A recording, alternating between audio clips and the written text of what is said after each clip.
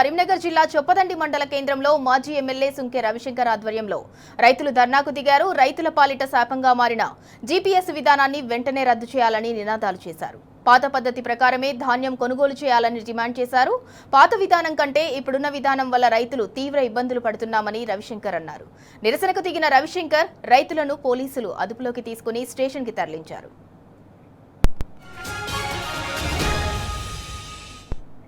ఇక ఇదే అంశానికి సంబంధించి మరింత సమాచారం మా ప్రతినిధి వేణుగోపాలరావు అందిస్తారు. వేణుగోపాలరావు, కరీంనగర్ జిల్లాలో మాజీ ఎమ్మెల్యే సుంకె రవిశంకర్ ఆధ్వర్యంలో అయితే వడ్లు కొనుగోలు చేయాలని ధర్నా రాస్తారోకోలో అయితే అన్నదాతలు పాల్గొన్నారు. దానికి సంబంధించి పూర్తి డీటెయిల్స్ ఏంటి?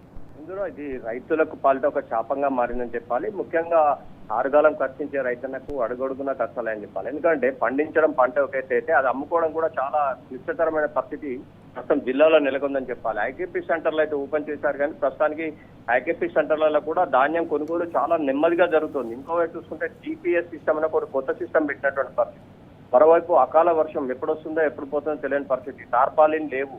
మరోవైపు ఎర్రటి ఎండలో కూడా రైతులు చాలా పడిగాపులు పడుతున్న పరిస్థితి అయితే మనకు ప్రతి చోట కనిపిస్తుందని చెప్పొచ్చు. సింధురా, అంటే ముఖ్యంగా చూసుకుంటే హన్మకొండ జిల్లా కమలాపూర్ లో కూడా నిన్న పెద్ద ఎత్తున రైతులు హన్మకొండ రహదారిపై కూడా పెద్ద ఎత్తున ధర్నా రాస్తారోకో నిర్వహించారు. ఎందుకంటే సకాలంలో వడ్లు కొనట్లేదు. ఇంకోవైపు జీపీఎస్ సిస్టమ్ ద్వారా తమకు కేటాయించిన వడ్లు అమ్ముకుంటే ఆ జీపీఎస్ సిస్టమ్ లో ఆన్లైన్ లో ఎక్కడ కనిపిస్తే అక్కడికే వెళ్ళి ఈ ట్రాక్టర్లను తీసుకుపోయి అక్కడ పంపాలంటే కనీసం మినిమం వాళ్ళకి 4 నుంచి 5 వేల ఖర్చు అవుతోంది. మరోవైపు 40 కేజీల ఉన్నటువంటి ఈ బస్తాకు 3 కిలోలు తరుగు తీస్తున్నారనే నేపథ్యం. ఇంకోవైపు ఈ రోజు కూడా చొప్పదండిలో కూడా ఇటు మాజీ ఎమ్మెల్యే సుంకె రవిశంకర్ పెద్ద ఎత్తున ఆందోళన నిర్వహించినటువంటి పరిస్థితి. ఎందుకంటే రైతులు పెద్ద ఎత్తున ఐకేపీ సెంటర్లకు ధాన్యం తీసుకొస్తున్నారు. ధాన్యం అక్కడ పోసినా కూడా కనీసం పట్టించుకోవట్లేదు ఒక ఎత్తు అయితే, కనీసం కొనట్లేదు. ఇంకోవైపు టెక్నికల్ గా రైతాంగానికి జీపీఎస్ సిస్టమ్ ఆన్లైన్ ద్వారా తీసుకోవడం, ఆ తర్వాత ఈ జీపీఎస్ సిస్టమ్ లో ఎక్కడైతే రైస్ మిల్లర్ ఉంటాయో అక్కడికి వెళ్ళి హ్యాండ్ ఓవర్ చేయాల్సి ఉంటుంది.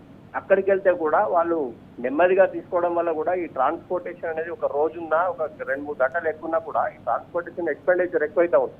ఈ నేపథ్యంలో కూడా రైతులు తీవ్ర అవస్థలు పడుతున్న నేపథ్యం మనకు స్పష్టంగా కనిపిస్తుంది. ఇంకోవైపు ఎర్రటి ఎండ ఉంది, మరోవైపు అకాల వర్షాలు వస్తా ఉన్నాయి. ఈ అకాల వర్షాల నేపథ్యంలో ఒకేసారి ధాన్యాన్ని అంతా కూడా కుప్పలు పోసి తార్పాలు కప్పుకోవాలంటే కూడా చాలా శ్రమతో కూడుకున్నటువంటి పరిస్థితి. ఇంకోవైపు కూలీలు కూడా సరిగ్గా దొరకట్లేదు. ఇదంతా కూడా రైతులకు తలనొప్పిగా మారిందని చెప్పాలి. ఏదేమైనా కానీ మొత్తం మీద అయితే రైతాంగం కోరేది ఒకటే, జీపీఎస్ సిస్టమ్ ను వెంటనే ఎత్తివేసి పాత విధానాన్ని ద్వారానే వడ్లు కొనాలి. లేకుంటే మాత్రం చాలా తీవ్ర అవస్థలు పడాల్సి వస్తుంది. పంట పండించడం ఒక ఎత్తు, అమ్ముకోవడం మరో ఎత్తు అవుతుంది. కనీసం మాకు లాభం రాకున్నా పర్లేదు, బోనస్ ఇవ్వకున్నా పర్లేదు, కానీ పండించిన పంటను సకాలంలో కొనాలని చెప్పి మాత్రం ప్రతి రైతు విజ్ఞప్తి చేస్తున్నటువంటి పరిస్థితి మనకు కనిపిస్తుంది.